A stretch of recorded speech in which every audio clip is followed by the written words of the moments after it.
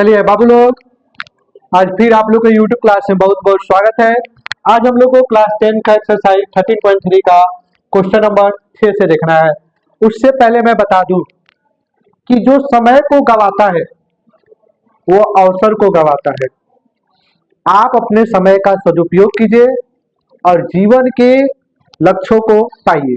जीवन में जो आपका लक्ष्य है उसको पाइए। कैसे? जब आप समय का सदुपयोग करेंगे तो। अगर आप समय का सदुपयोग नहीं करते हैं तो आप अपने आने वाले अवसर को भी खो देते हैं। चलिए अब हम लोग अपने क्वेश्चन की तरफ आते हैं। बहुत ही अच्छा क्वेश्चन है। विमाओ 5.5 cm, 10 cm, 3.5 cm वाला एक घनाभ बनाने के लिए 1.75 cm वाला cm व्यास और 2 mm मोटाई वाले कितने चांदी के सिक्कों को पिघलाना पड़ेगा। यहाँ पर चांदी के सिक्कों को कितना पिघलाना पड़ेगा यह आपसे क्या किया गया है, क्वेश्चन किया गया है। तो सबसे पहले यहाँ पर घनाभ का लंबाई चौड़ाई ऊंचाई दिया गया है। जो चीज दिया गया है हम लिख लेते हैं। यहाँ पर हल में लिखेंगे, दिया है घनाभ का लंबाई 5.5, घनाभ का चौड़ाई 10 cm, घनाभ का ऊंचाई 3.5 cm। इसके अलावा आ जाइए बाबू, 1.75 cm व्यास चांदी का व्यास दिया है। चांदी का व्यास कितना दिया है बाबू? 1.75 cm। तो चांदी का त्रिज्या हो जाएगा बुआ कितना? 1.75/2 cm। ठीक है। यहाँ पर देखिए बाबू, चांदी की मोटाई या ऊंचाई, चांदी की मोटाई लिखिए चाहे ऊंचाई लिखिए, ठीक है, एक ही चीज है। 2 mm है तो बाबू 2 mm है। अब पूरा क्वेश्चन हमारे cm में है तो mm को हम cm में कैसे बदले? तो हम जानते हैं क्योंकि 1 mm बराबर क्या होता है? 1/10 cm होता है, यही ना होता है। तो 2 mm है इसलिए 2 mm इक्वल टू 1/10 गुने 2, यानी कि एक जीरो है तो एक संख्या के बाद दशमलव, यानी कि इतना 0.2 cm हो जाएगा। 0.2 cm। क्वेश्चन बोला है चांदी के सिक्कों को पिघलाना पड़ेगा। चांदी के सिक्कों की संख्या ज्ञात करनी है। तब हम आएंगे प्रश्न से। क्या आएंगे? प्रश्न से। प्रश्न से यहाँ पर लिखेंगे घनाभ का आयतन। घनाभ का आयतन जो हो जाएगा n सिक्कों की संख्या, n सिक्कों की संख्या। तो देखिए बाबू, घनाभ का आयतन क्या होता है? लंबाई चौड़ाई ऊंचाई, यही ना होता है। n है तो n लिख लीजिए। सिक्का कैसा है? सिक्का आपका बेलन के जैसा ही होगा, है कि नहीं? तो यहाँ पर बेलन का आयतन क्या हो जाएगा? πr²h, यही ना हो जाएगा बुआ। चलिए अब आगे, ये लंबाई चौड़ाई क्या है आपका? 5.5, ये आपका 10, ये आपका 3.5। n का n, पाई का मान 22/7 और सिक्कों का r क्या है? सिक्कों का r है 1.75/2, 1.75/2 और h क्या है बाबू? 0.2। बोलिए कोई दिक्कत? अब आइए यहाँ पर डिसमल हटा देंगे बाई 10, डिसमल हटा देंगे बाई 10, डिसमल हटा देंगे डबल जीरो, डिसमल हटा देंगे डबल जीरो, डिसमल हटा देंगे सिंगल जीरो। क्या किए गो संख्या? यहाँ पर 2 संख्या इसलिए 2 जीरो लगा दिए। अब देखिए 10 से 10 कट गया, ये आपका हो जाएगा 7 पचे, ये आपका हो जाएगा 2 पचे। अब कटने वाला है, इससे कटा दीजिए। 2 पचे हो जाएगा, 5 से इसको घटा दीजिए, ये आपका हो जाएगा 5 के 15 और 5 25। ठीक है, 25 का तो 15 2 17। ठीक है, कोई दिक्कत? अब आगे आइए, 7 पचे 40 पचे। ठीक है, यहाँ पर आ जाइए 35 पचे, 35 पचे हो जाएगा ना। उसके बाद 40 पचे, 7 से 7 कट गया। ठीक है, कोई दिक्कत? अब यहाँ पर आ जाइए 11, ये आपका हो जाएगा 20, 7 पचे 4 पचे। चलिए अब इसका हम आगे सोल्यूशन करते हैं। यहाँ पर आ जाइए। अब देखिए बाबू, यहाँ पर 55 है और 7 है। 55 का 7 से गुना कर लीजिए, 55 का 7 से गुना, 35 का 2 35 2 37, 375/2 आ जाएगा। ठीक है, चलिए यहाँ पर देखिए बाबू, 35 खाते में 3, 35 3, ये 38 हो जाएगा। ये आपका हो गया 385/2 है, 2 कर लीजिए n गुना। अब आ जाइए 11 का 7 से गुना करेंगे 77 हो जाएगा। अब नीचे आ जाइए 4 का 40 से गुना करेंगे आपका 160 आ जाएगा। ठीक है, इससे हम इसको कटा देंगे तो 80 हो जाएगा। अब 80 का 385 से हम गुना कर लेते हैं।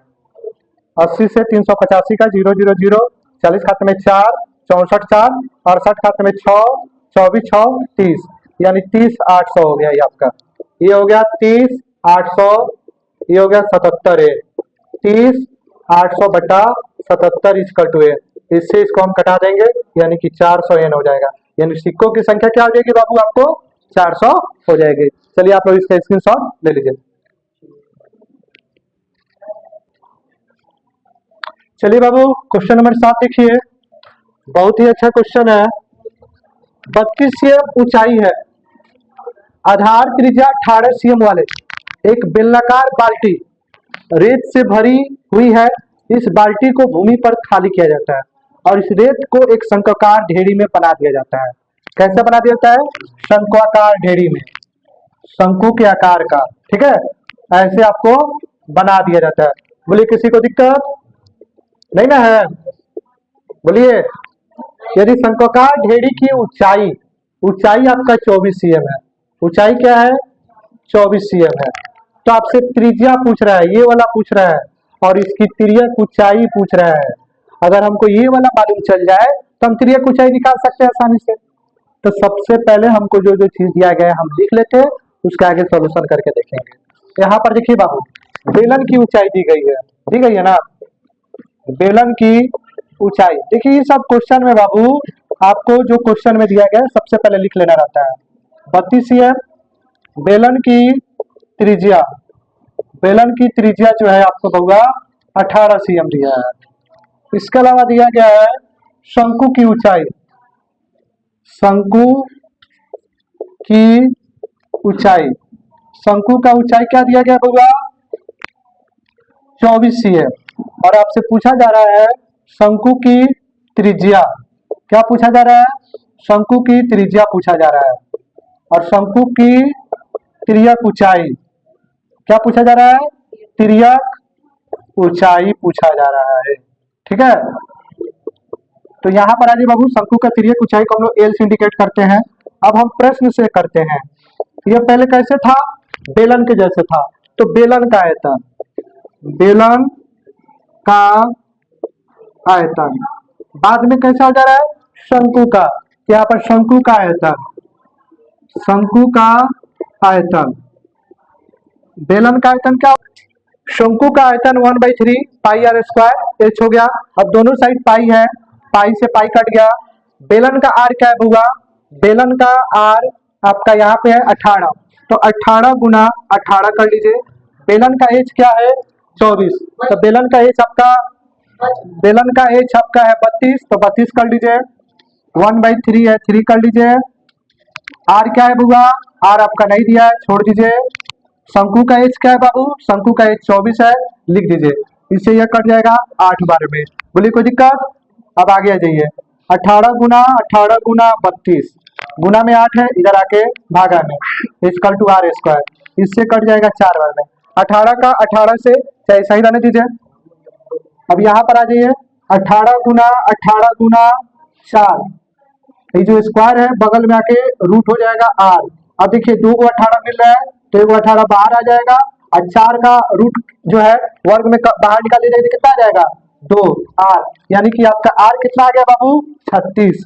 यानी आर आपका जो हो जाएगा ये वहां वाला मान 36 सेंटीमीटर हो जाएगा। कितना हो जाएगा? 36 मीटर। फिर आपसे पूछा गया है शंकु का तिर्यक ऊंचाई। क्या पूछा गया है?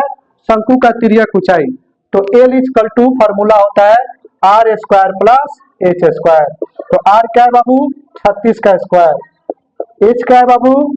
एच आपका है 24 का स्क्वायर।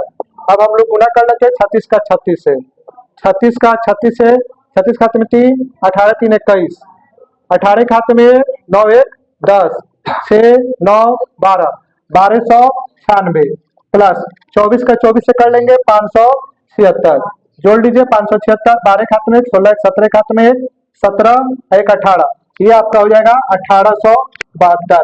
1872 किसका मान हो जाएगा, बोलिए। चलिए इसमें हम लोग करके देखते हैं, आप लोग को नहीं आ रहा है तो ये आपका किससे कट जाएगा, 4 से। 4 चौका 16 कट गया, 2 7 2 उतर गया, ये हो गया 4 4 8। अब इसमें किसका वर्ग रखा जाए, 4 का।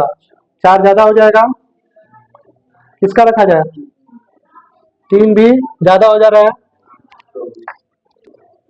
चलिए ध्यान दीजिए बाबू, यहाँ पर एक्चुअल मान नहीं आ रहा है तो हम इसका प्राइम फैक्टर कर दे रहे हैं 1872 का।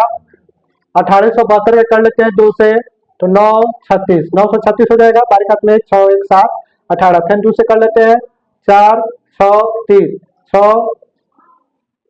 यहाँ पर आपका 8 हो जाएगा। 16 खाते में 12 4 खाते में 8 1 9, 2 से 2 3 4, 2 से कर लेते हैं 1 2 7, 127 हो गया। अब ये किससे कट जाएगा, 14 खाते में यहाँ पर 1 हो जाएगा, ठीक है। उसके बाद यहाँ पर हम कर लेते हैं कितना से, 3 से कर लेते हैं, तो 3 तिहाई 9 हो जाएगा, और 27 खाते में 2 नहीं ज्यादा हो जा रहा है, 3 तिहाई 9, ठीक है, और 37, ठीक है, सही जा रहा है जी। 117 का 3 से कर लेंगे, 3 तिहाई 9 2 27 9 39 हो जाएगा, ठीक है। फिर यहाँ पर 3 से कर लेंगे तो यह 13 हो जाएगा। चलिए अब यहाँ पर हम लोग लिख देते हैं 2 4 6, 1 2 3 4 5 6 गुना 13। तो बाबू जिसका जिसका जोड़ा मिला है, 2 का है 2 का है 3 का है, 2 गुना 3 गुना √13, ये हो जाएगा आपका 2 दूनी 4 4 6 12, 12 √13 सेंटीमीटर आपका आंसर हो जाएगा, यानी कि इसका मान 12 √13 आ जाएगा, ठीक है। चलिए आप स्क्रीनशॉट ले लीजिए। वीडियो अच्छा लगा हो तो लाइक कीजिए, शेयर कीजिए और सब्सक्राइब कीजिए। बहुत बहुत धन्यवाद।